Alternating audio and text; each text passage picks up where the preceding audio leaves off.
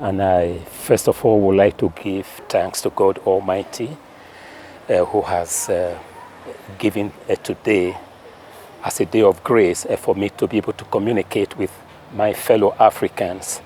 I would like to introduce myself. My name is Pascal or Pasco Thomas. My African name is Aharese. I am Nigerian by nationality. I studied industrial chemistry and chemical engineering.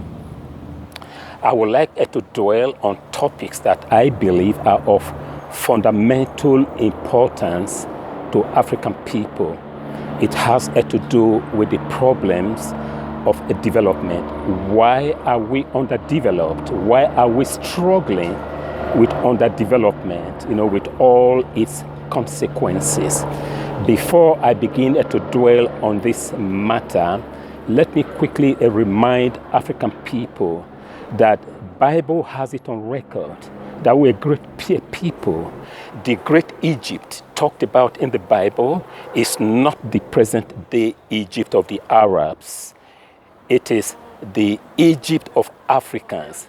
That is the Egypt talked about in the Bible, and details revealed in the Bible present biblical Egypt as a country that was developed. We, our ancestors, were developed agriculturally. It was our ancestors who built the pyramid. They did a whole lot of things.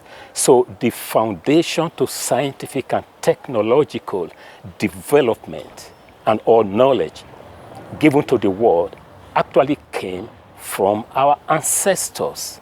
Now the problem is, if we were the pioneers of the knowledge of science and technology and engineering as recorded in the Bible, why are we in this situation?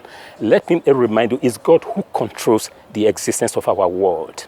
Empires have been known to have risen, and they have been known to fall.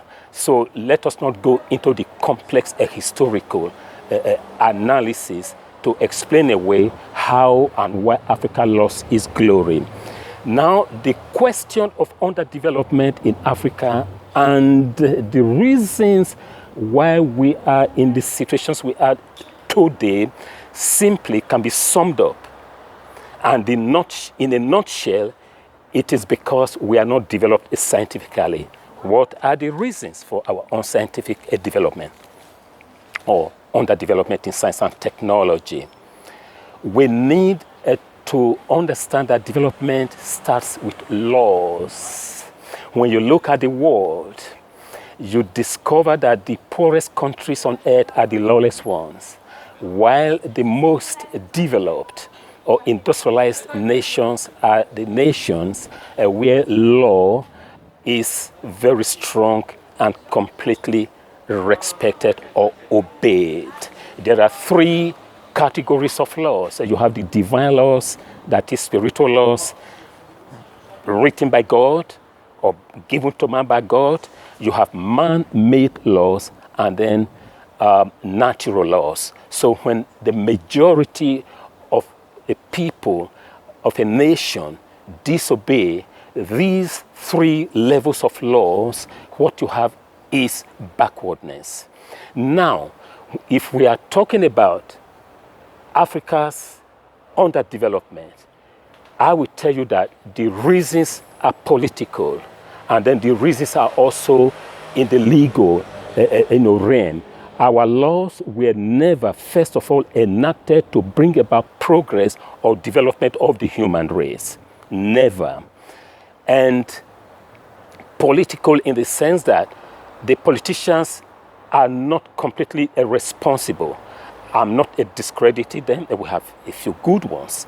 But politically, we are not completely irresponsible for our development.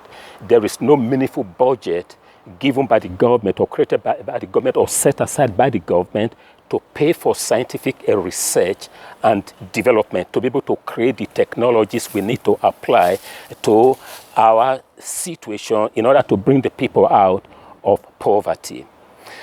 What do we do? This is the question that is begging an answer. in my personal opinion, that I believe a lot of people will share, we first of all need to change our mental orientation, our mental intellectual orientation has a problem. When we go to school, we do not go to school to study with a motive of applying the knowledge in the search of solutions, in the development of solutions to the problems facing the society. Rather, we go to school to acquire knowledge, to pass examinations, and to obtain the certificates for us to pursue personal ambition.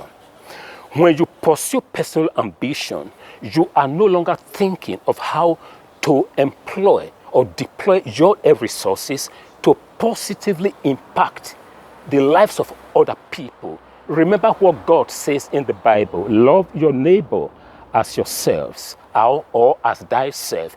When you love your neighbor, then you begin to think of how to do good things to positively affect the life of your neighbor. So when you love your neighbor and you keep that in mind, keep that as a driving force, then that becomes the reason or motive why you go to school to acquire knowledge, and then you definitely will be understanding that you acquire knowledge not for yourself, not for you to get a well-paid job, for you to raise or put your family level above the water level, but you will be acquiring a knowledge in school to be able to do something meaningful to the lives of others. Now, it is a difficult thing for many people to explain away why Nigeria as a nation has even more universities than most developed countries. Nigeria, I don't have an accurate statistic, but I believe we have more than 20 universities, if I'm not wrong. But if this an error, permit my mistake, or forgive me.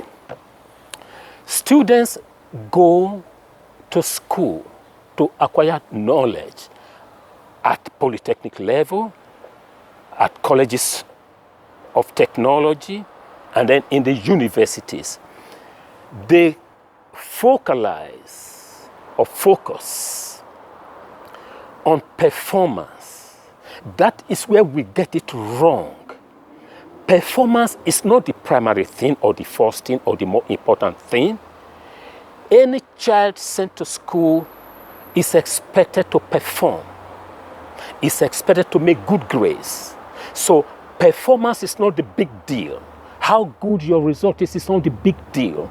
The big deal or the important thing is for you to be conscious of the fact that you need to employ your knowledge in the development of the solutions to bring about changes in the society.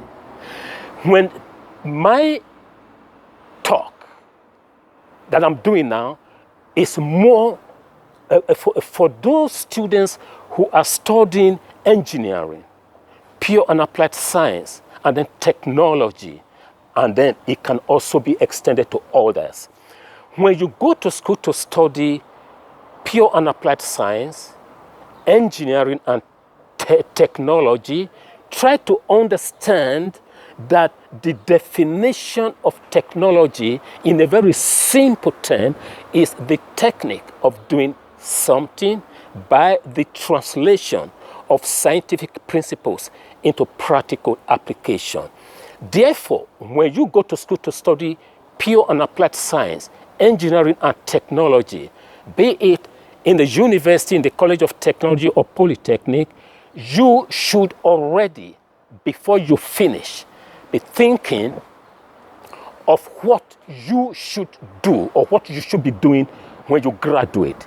It is while you are still actively studying as a student. It is when you are still actively studying as a student that you have got to put your thoughts in order, put your dream in order, try to determine those areas where you want to work independently.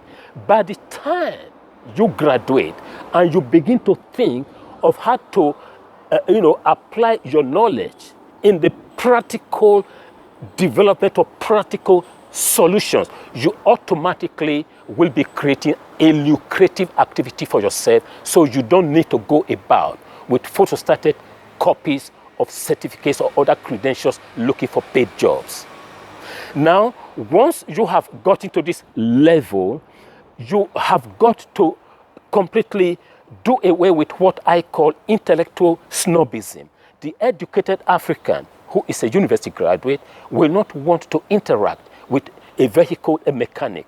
He will not want to interact with the roadside fabricator of locally made machines like cassava grinding machines and all that. He will not want to interact with the welders. It is very wrong. You don't look at their low intellectual status, but rather look at the ingenuity that they possess. The man who does not hold university degrees, he has never studied mechanical engineering in any school, but he is able to produce a machine that grinds cassava. He's able to produce a machine that compass. All you need to do is look at the ingenuity of what he's doing, or the ingenuity that he possesses, go to him, befriend him, take his primitive ideas, take it to the laboratory in the university, refine his ideas, and then bring it back to him. So this is one of the ways we can begin to transform our society. That is, we need to create a liaison, a contact, a meeting between the educated and the uneducated, but practically skilled workers. So my conclusion is this: the government must learn to massively infuse good budgets into scientific research and development. Swiss government spent about, or at least 2.1 billion Swiss francs in the year 2017 in scientific research programs. That is 2.1 billion Swiss francs was injected in all the research programs happening across the country, in all their institutions. But how much are we spending in Nigeria? Do we only have to depend on foreign assistance in the form of grant? What if they don't give? Then we will be at their mercy. So we need to practice a culture of independence, a culture of consciousness that we are capable, a culture of responsibility, a culture of scientific, technological, and engineering, consciousness, that the practice of scientific research and development becomes a cultural practice in Africa. Yeah.